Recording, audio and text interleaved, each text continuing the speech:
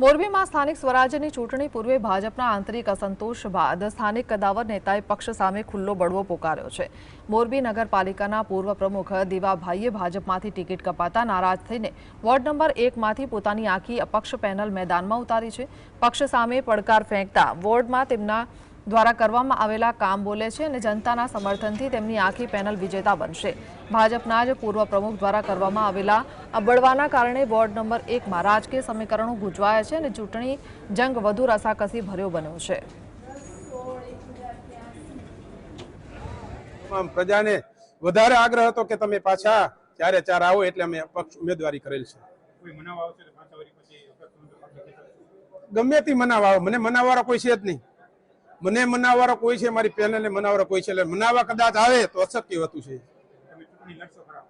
1000%, 99% ને 1000% ચૂંટણી લડીને બતાવવાની વાત છે।